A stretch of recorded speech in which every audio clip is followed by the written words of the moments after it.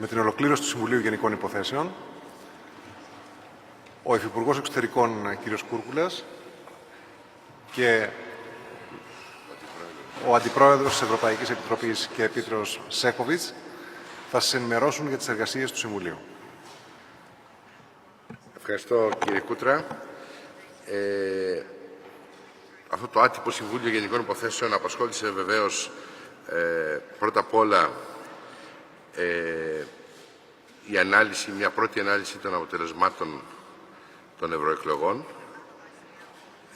Τα δύο σημαντικά θέματα τα οποία είχαν εγγραφεί στην ημερήσια διάταξη αφορούσαν την συνεργασία των θεσμών της Ευρωπαϊκής Ένωσης, Κοινοβούλιο, Συμβούλιο, Επιτροπή, και την ανάγκη για πιο βαθύ και πιο εντατικό πολιτικό διάλογο. Συζητήθηκε επίσης το θέμα του ρόλου ή της ενίσχυσης του ρόλου του Συμβουλίου Γενικών Υποθέσεων σαν ένα φόρουμ το οποίο θα, όπως ορίζουν και οι συνθήκες, έχει αναλάβει και έχει την αποστολή να συντονίζει τα άλλα συμβούλια. Είναι σαφές ότι οι πρόσφατες εκλογές έστειλαν ένα σαφές μήνυμα και για ένα μεγάλο, όχι πλειοψηφικό βεβαίως, αλλά πάντως μεγάλο σε σχέση με το παρελθόν κομμάτι της κοινωνίας των πολιτών, των Ευρωπαίων πολιτών, υπάρχει μια επιφυλακτική στάση όσον αφορά στην αποτελεσματικότητα των ευρωπαϊκών θεσμών, αλλά και ως προς την διαφάνεια, αν θέλετε, της λειτουργίας τους. Οι ευρωπαϊκοί θεσμοί λοιπόν καλούνται πλέον να προκρίνουν άμεσα το κατάλληλο μείγμα πολιτικής για να ανακτηθεί η εμπιστοσύνη των Ευρωπαίων πολιτών και να ανακτηθεί η αίσθηση συμμετοχής σε μια ένωση που αφορά όλους τους πολίτες τους Ευρωπαίους. Ένα μείγμα πολιτικής που θα τους πείσει ότι η Ευρωπαϊκή Ένωση, παρά τις αδυναμίες της, παρά τα λάθη της, είναι ο μόνος σχηματισμός που μπορεί να εγγυηθεί την ευημερία των κρατών μελών. Αν δεν αφογκραστούμε τώρα αυτόν τον σκεπτικισμό ο οποίος διαχέεται και τις ανησυχίες των πολιτών μας, είναι φυσικό ότι αυτοί θα στραφούν αλλού. Και έτσι θα έχουμε εντονότερα φαινόμενα αναβίωσης πολιτικών και κοινοτικών προτύπων που θεωρούσαμε μέχρι πρόσφατα ότι είχαν ξεπεραστεί, ότι είχαν εξαφανιστεί από την Ευρωπαϊκή Ήπειρο, και βεβαίως κάτι τέτοιο θα είχε καταστροφικές συνέπειες για τη συνοχή των κοινωνιών μας, για τη δημοκρατία. Very serious impact on democracy, on the future of our societies. So the European Union's response at this stage is critical. We must have an immediate response, and I believe that that's what we're going to see. So we held a discussion in Council. Everybody agreed that the message that has been sent out in the EP elections must be heard and must be taken into account in shaping future policy in the EU. Now, as you know, the heads of state and government met a few days ago in Brussels over dinner, precisely in order to discuss the outcome of the European elections and to talk about the way forward. So what is needed now is a genuine cooperation between all the institutions of the European Union, and that is why we selected the two items that were discussed today. They might look like institutional matters of a rather abstract nature, but I would say that the results of this discussion could be very positive in improving the way in which decisions are taken within the European institutions. And now I'm going to hand over to the Vice President, whom I would like to congratulate, by the way, on his election as an MEP. You have the floor, sir.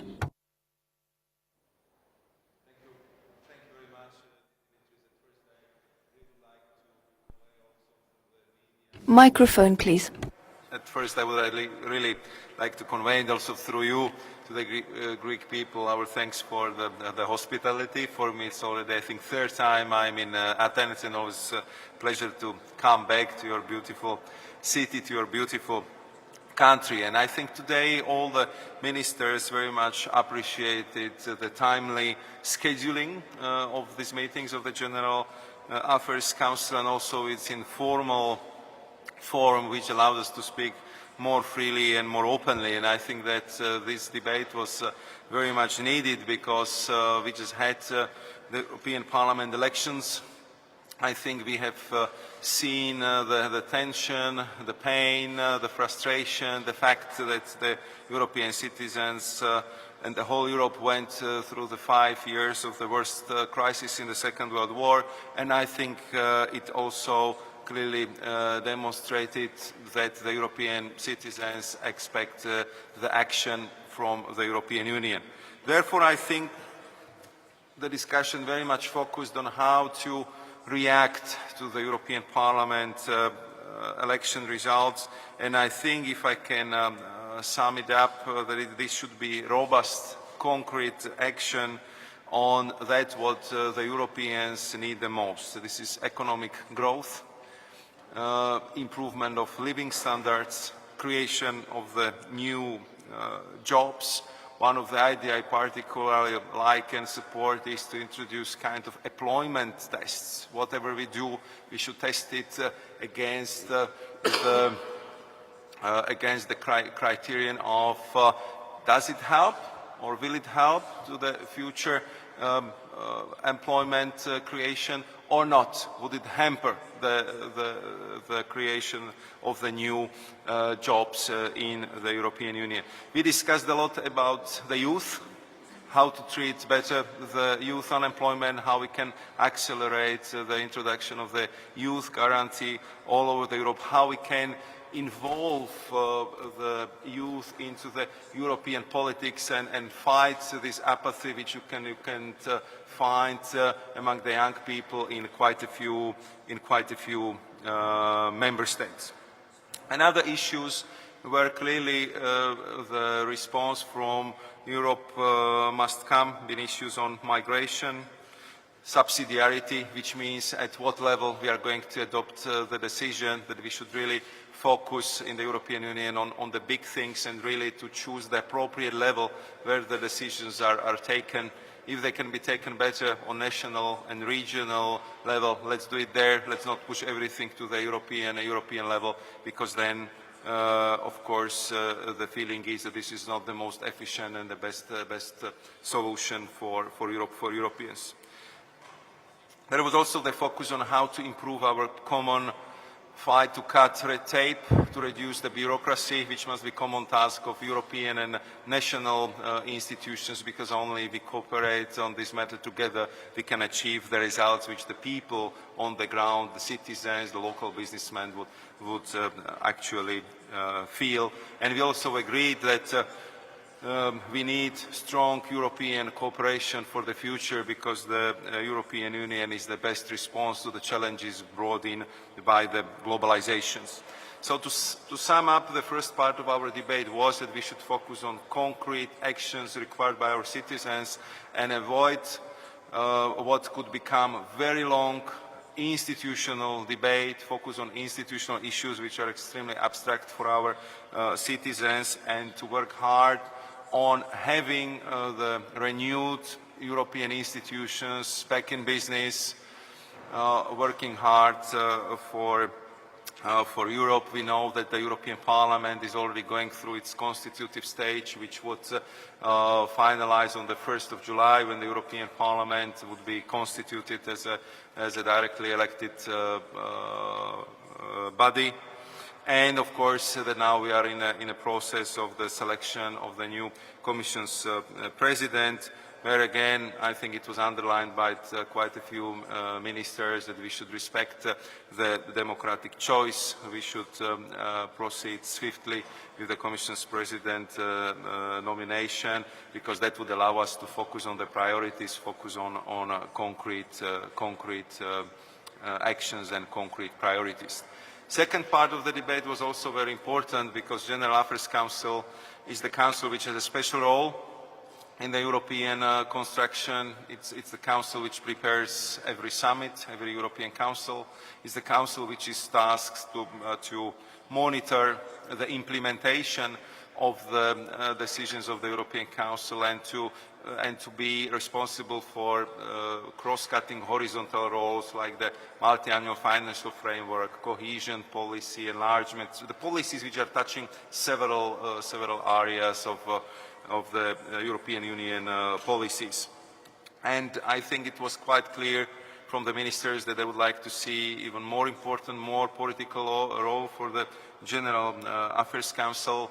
As one, if I would highlight one particular issue where there was a strong feeling we should work harder, this is to address so-called implementation gap, which means that very often we have seen the European summits adopting very important decisions for the European citizens, but it took us very long, very long to actually implement them. So the role of the General Affairs Council to follow up, to check, to push, to exert this constructive pressure on our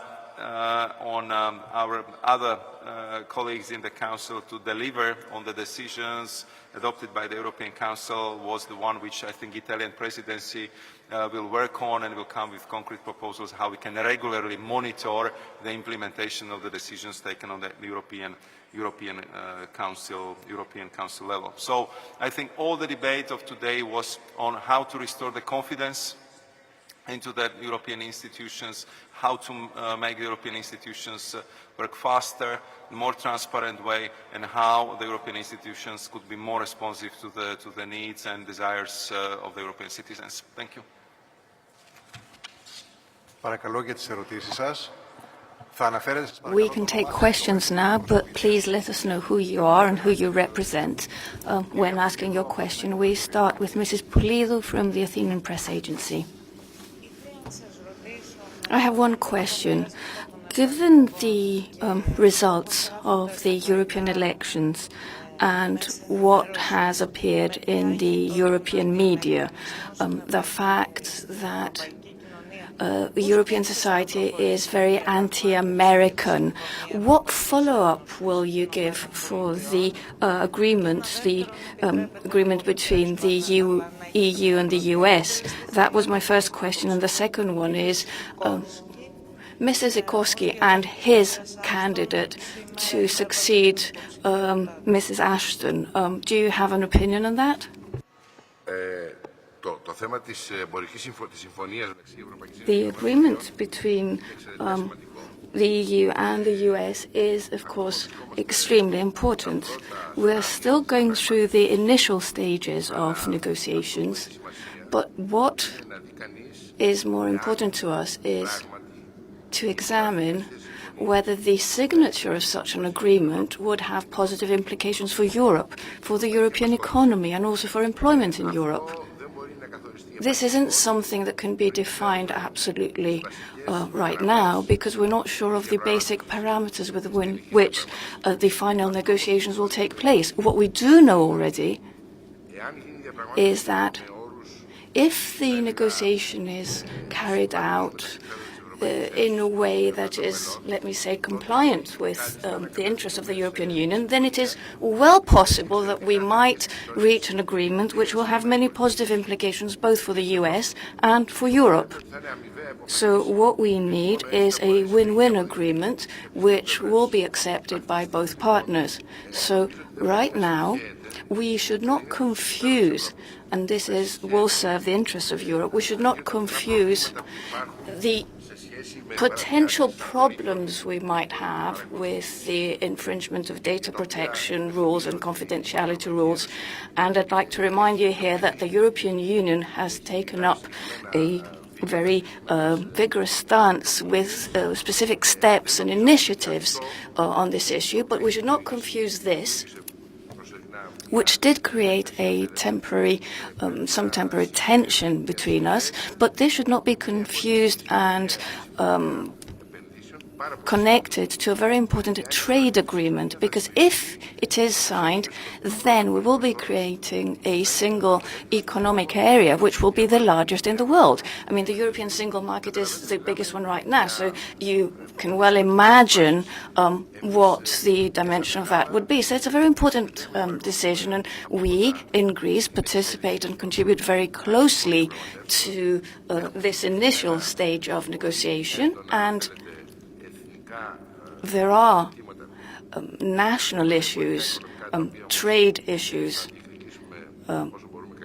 where we will be fighting for our interests to the last, like we did in the agreement with Canada. So I think we should be very careful not to confuse different things.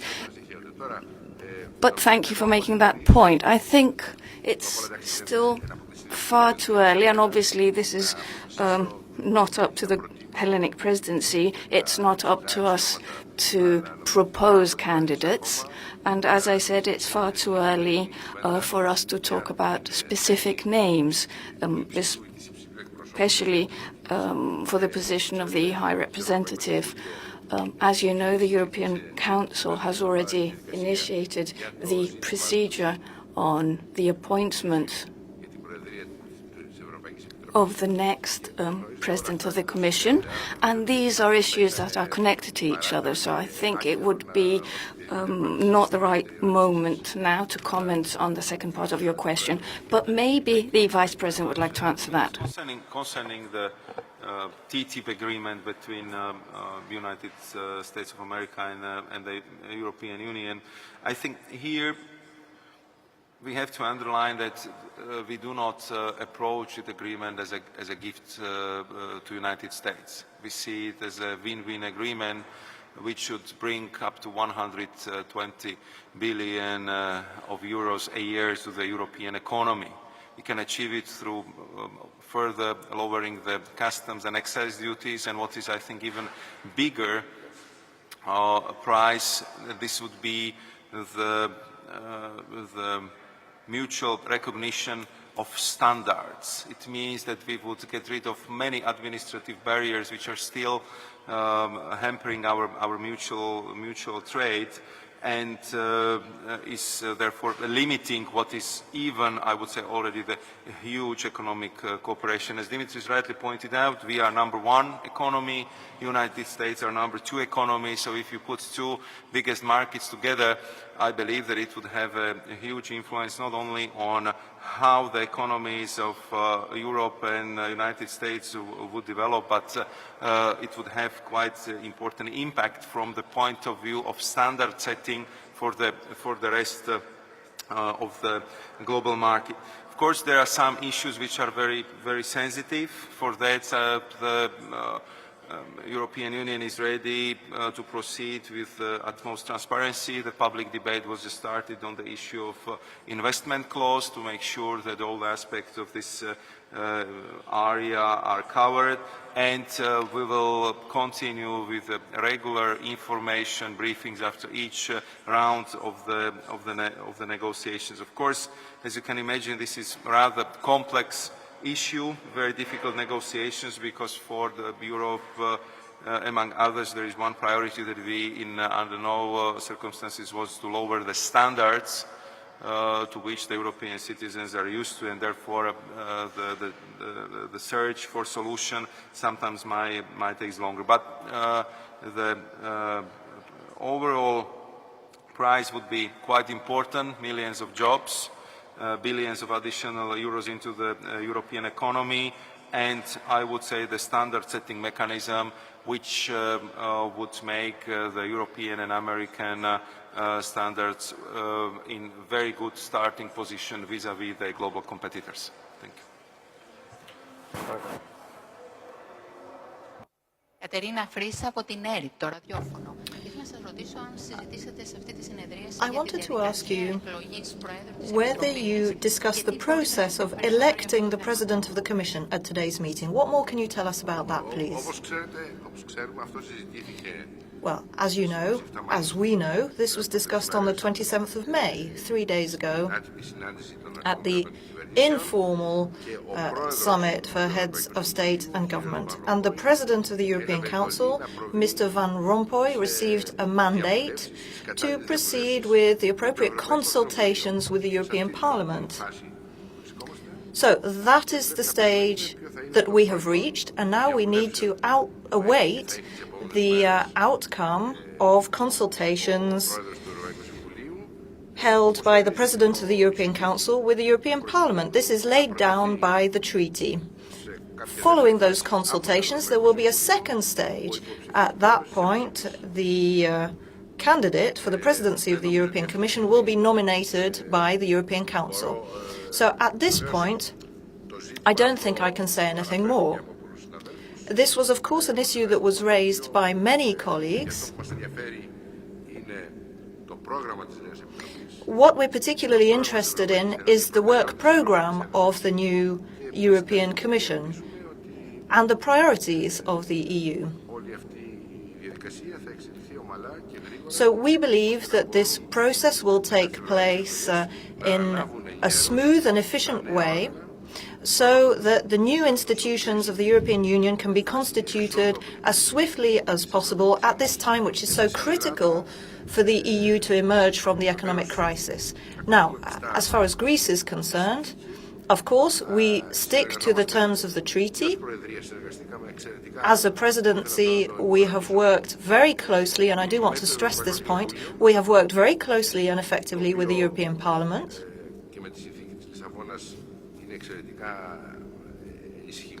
And of course, the European Parliament's role has been boosted by the Lisbon Treaty.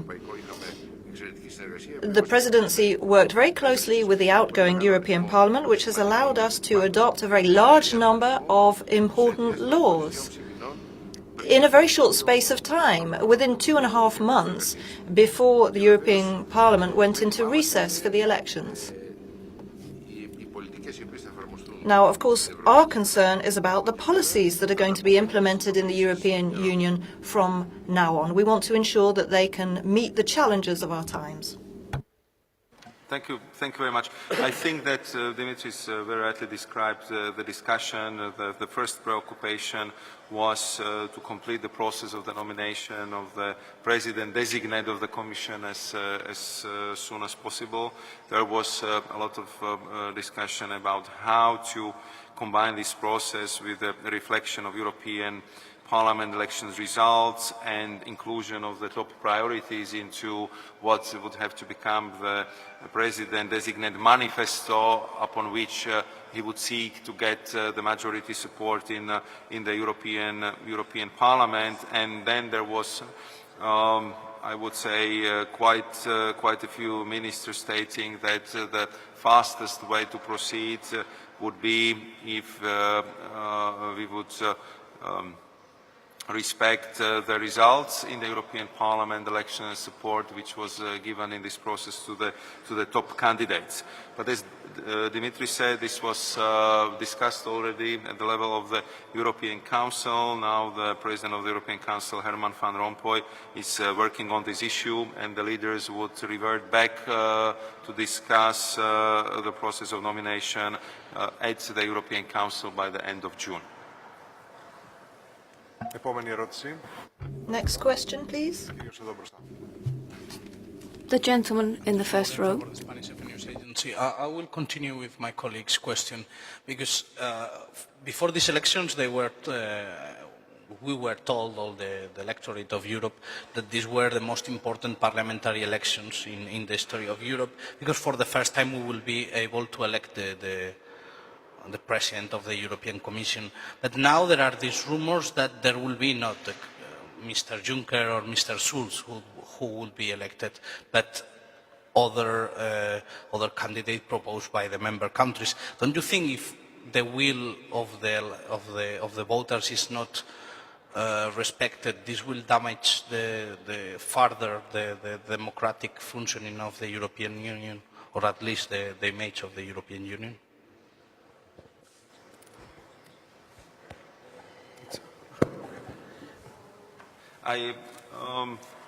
You know, it was actually the communication from the European Commission a year ago which was reacting to the most frequent demands coming through Eurobarometer to the European decision makers, how to make the European Parliament elections more visible, more attractive to the voters. And there have been two particular requests. The first one was they would like to have a say in the decision who would become next president of the European Commission. And the second one was to make clear if you vote for the national political party, to which political family they would belong once they succeed and join the European Parliament. Therefore, as you can have already seen also in the first reaction of the President of the European Commission, there was a call upon respecting the results of the electorate, of the people who've been voting for the political parties, for the leaders, and who've been voting also for the top candidates. If I can add to that, there are more than one important posts that have to be, fulfilled in the next few weeks and months: the President of the European Council, the President of the European Commission, the President of the European Parliament, and the High Representative. And of course, there are different complex parameters that have to be taken into account for the choice of the candidates. And of course, the democratic approval of the European Parliament for the person that will be appointed as President of the European Commission, because the European Council is only proposing, is guaranteed. There is a need of an absolute majority of the European Parliament for whoever is proposed to be confirmed as President of the European Commission. I just want to draw the attention to the fact that also in the treaties there are other parameters. I'm not speaking about efficiency, etc., but also an overall geographical balance in the distribution of the important posts. So it is a rather complicated procedure. As I said, the democratic role of the European Parliament is in any way preserved. And last but not least, the proposal will come from a group of 28 heads of states and governments that are democratically elected themselves. Υπάρχει άλλη ερώτηση? Any other questions? I am Marina Courbella from Eleftheris Zoni. Commissioner, you talked about subsidiarity and enhancing subsidiarity. So what happens now? Can we locally adopt more decisions, for example, on illegal immigration? Because you know what the burden is and how far local societies have had to shoulder them because of European choices. So could you explain your point on subsidiarity? How is it going to work in an enhanced manner? And I have one more question on employment. You talked about youth unemployment, which is, of course, the most critical issue for us. 6 billion for the youth guarantee, which means divided by 28 member states. I wouldn't call that a very bold initiative in order to deal with the issue of youth unemployment. So how is the European Union going to deal with this when they've already allocated the funds already? So do you have any idea of new loans, for example, or extra funds? And one last comment.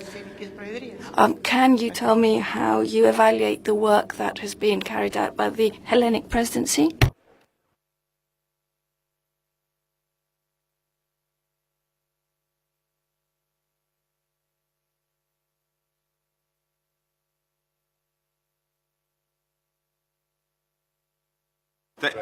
Thank you very much, and thanks to Dimitris for helping me to understand the question better.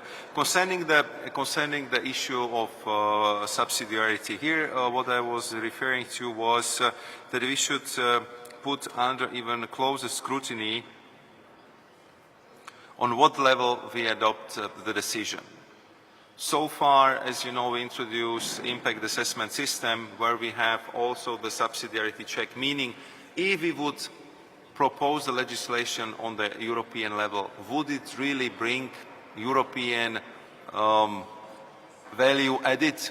It's better, more efficient, more useful to deal with this issue on European level, or do we believe that with this particular issue we should better deal on the national or regional level? This is, I mean, such a paraphrase of what's been said several times, that the EU should be big on big strategic things and smaller on the small thing, because we had a lot of discussion about olive oil, hairdressers and things like that, and it caused enormous damage to the European Union image, and therefore I think we should be much more careful on what level we would legislate. And also, as I said, that we should be in the Commission sometimes more brave, also refusing some particular demands which are coming from the member states to come up with this or that legislation if we feel that it could backfire, if we feel that on this particular issue it would be better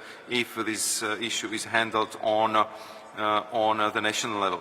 Concerning the migration issue, it was raised by most of the heads of state and governments in the European Council.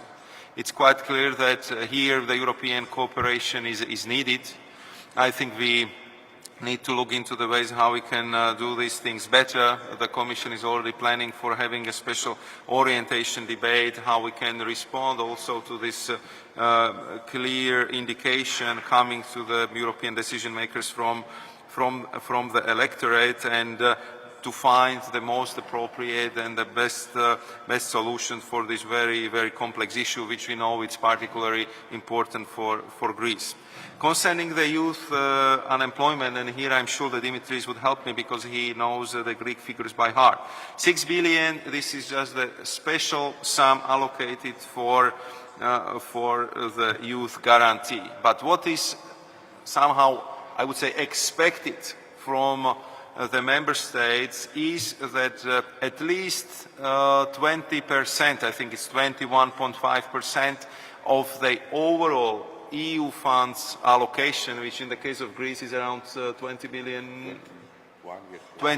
billion euros. So 20% of that sum would be allocated for the European Social Fund project. So these are also the money which should be used for youth guarantee programs, which you probably are very familiar with, which should give the young people the guarantee that if you couldn't find a decent job after 4 months when you finished your school, that you should be helped by the job creation, or you should be helped by getting a good requalification program, or you should be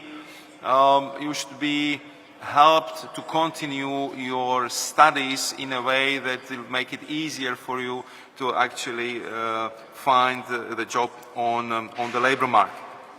Second issue, what I think is very important for all European countries, including mine, Slovakia, where we have also very high unemployment rate, is that we need to address the structural issue of the education. From one side, we are in a situation that we have very high unemployment rate. From other side, we have, as from now, almost 1 million vacancies on the labor market in the field of informatics. Should we import the labor from abroad to deal with our computers, to deal with our software programs, or should we better refocus our school programs in the school that they would really reflect the labor market needs? The same goes for technical profiles. So those young people who graduate at technical universities usually have much less programs than when you study humanities, unfortunately. So I think we have to put very tough questions towards the European but also national educational systems, how to adjust the structure of curriculum, of what our young people are studying, to the actual needs of the labor market, because otherwise we would continue to be in the situation that we have probably the best educated young generation, which is unemployed, which is getting desperate, which is losing self-confidence, and which is in a situation when they lose the interest in politics, in support for democracy, support for their own government and the European institutions, because they don't believe it can provide a solution. Therefore, I see the challenge of youth unemployment as one of the absolute top key priorities for Europe for the next 5 years, because we need to find a solution to get the young people back to work and to restore their faith in democracy in Europe and in the way how we cooperate in the European Union. The third question was about the Greek presidency. And the question was if the Greek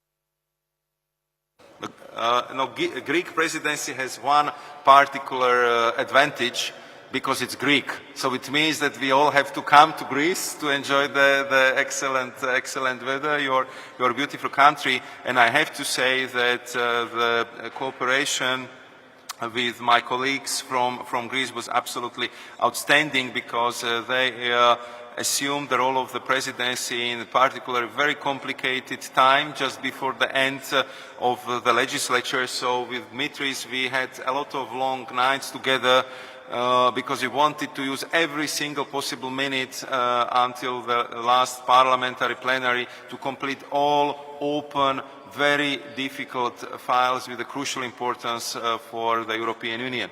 So if we just take the completion of the banking union, if we just look at the completion of many files under the single market, if I just would look at our common file we've been working on together on the European political parties, which I believe will make the campaigning for the next European Parliament elections much more easier. So I really would like to say that you had an excellent team here in Athens, excellent team in Brussels, and it was a pleasure to work with the Greek presidency, and then managed to steer the European ship through very difficult pre-election, and now I see post-election waters as well.